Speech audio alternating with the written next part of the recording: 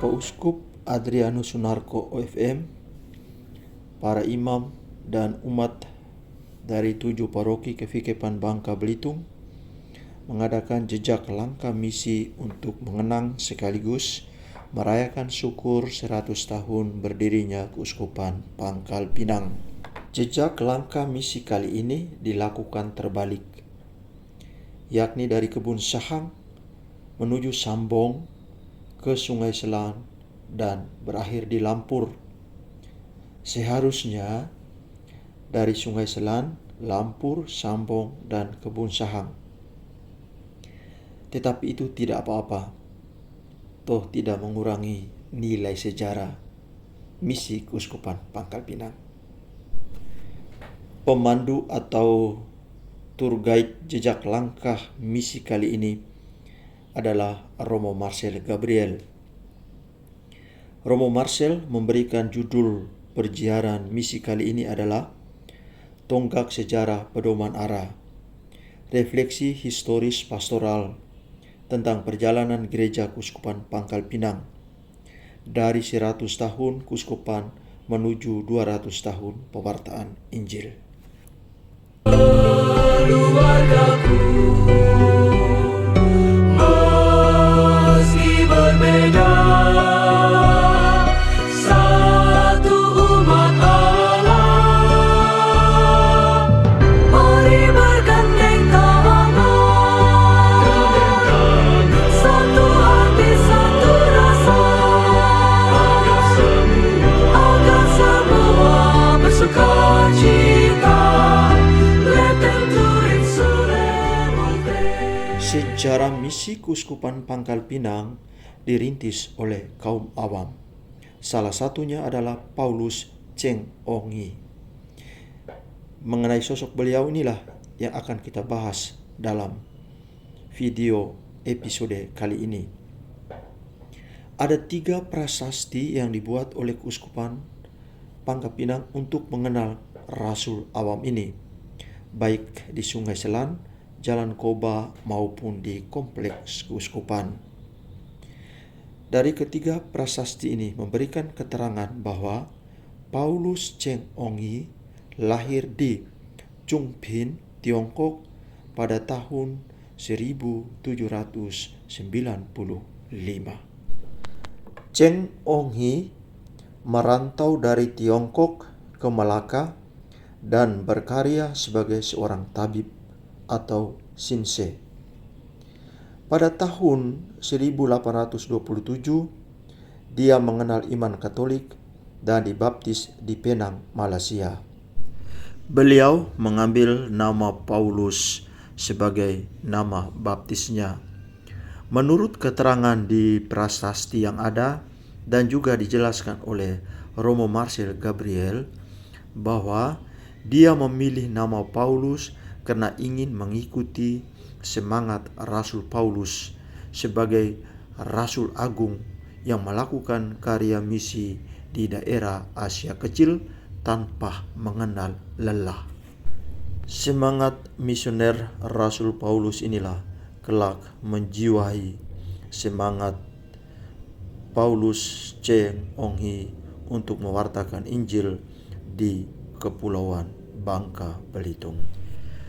Pada tanggal 5 September 1830, Paulus Cheng Ongi meninggalkan Penang menuju ke Pulau Bangka dan mendarat dengan kapal di pelabuhan Muntok, Bangka Barat. Beliau bersama para kuli kontrak dari Tiongkok. Menurut cerita yang ada dan juga yang tertulis di prasasti itu, bahwa mereka hidup dalam keterbatasan di daerah-daerah tambang timah di Pulau Bangka. Pada suatu saat, sebagai seorang tabib atau Sinse, Paulus Cheng Ongi keliling Pulau Bangka sambil mengobati pasien dan sekaligus mewartakan Injil. Pada saat itu belum ada bangunan gereja. Banyak para kuli timah meminta Paulus Cheng Ongi untuk mengajarkan iman Katolik kepada mereka. Menurut keterangan baptisan pertama dilakukan di Singapura karena Paulus Cheng Ong Hee belum mengetahui bahwa di Batavia atau Jakarta sekarang sudah ada gereja Katolik, ada pastor, bahkan ada uskup. Setelah baptisan di Singapura, Paulus Cheng Ong Hee melakukan kontak dengan Keuskupan Batavia melalui perantaraan seorang Katolik yang berkebangsaan Belanda, yang secara kebetulan bertemu dengan Paulus dan singgah di rumah dia di Sungai Selan. Pada tahun 1849, Uskup Vikaris Apostolik Batavia, Monsinyur Franken, mengutus Pastor Adamus C. Claessens untuk berkunjung ke Pulau Bangka dan bertemu dengan Paulus Cheng Ong Hee. Pada tahun itu juga dikatakan dilakukan pembaptisan 50 orang katekumen yang telah disiapkan oleh Paulus Cheng Ong Hee di Sungai Selan. Mari bergandeng tangan, satu hati satu rasa, agar semua bersukacita, leteng turin suremupe. Mari bergandeng tangan, satu hati satu rasa. Setelah peristiwa sejarah pembaptisan 50 orang di Sungai Selan oleh Pastor Adamus C. Claessens, selanjutnya Vikaris Apostolik Batavia, Uskup Franken, mengutus Pastor J.J. Langenhoff untuk secara rutin melayani umat Katolik di Pulau Bangka.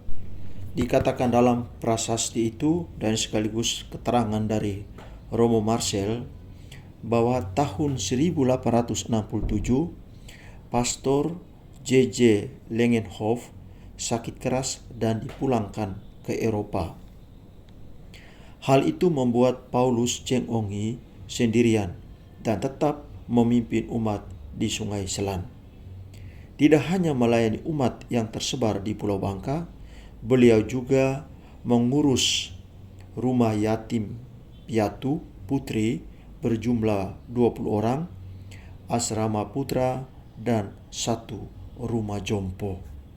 Mari kita membangun diri yang beriman penuh kasih murah hati, yang peduli dan memahami sesama, dijiwai Allah Tritunggal,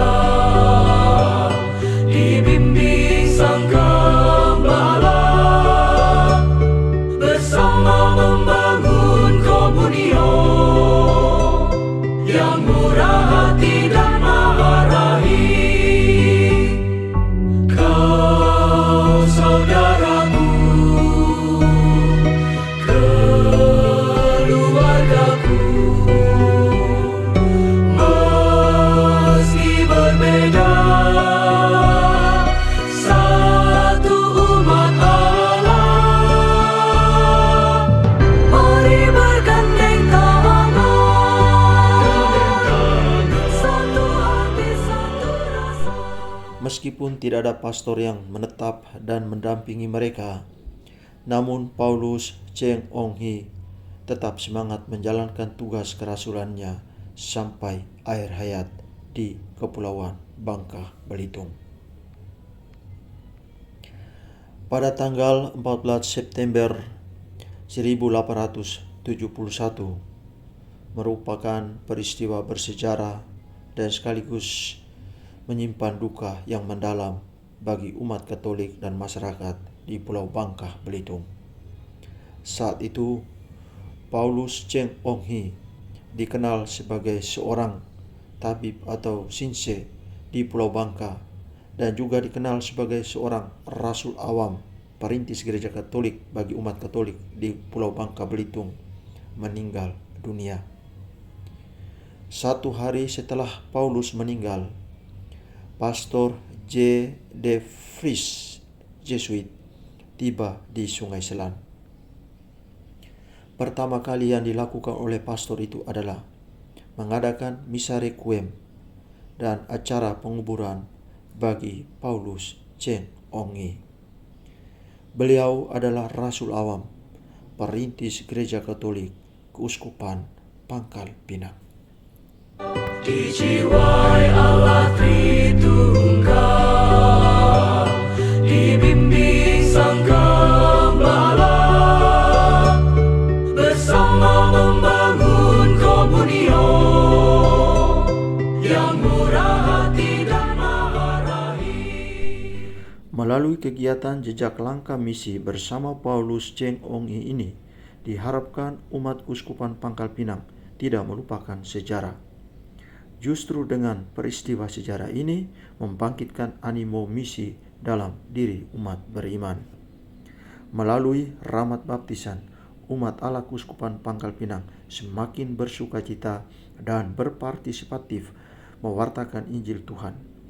Pertanyaan, jika Paulus Cheng Ongi dalam keterbatasannya mampu mewartakan Injil di Kepulauan Bangka Belitung, bagaimana dengan kita yang hadir saat ini?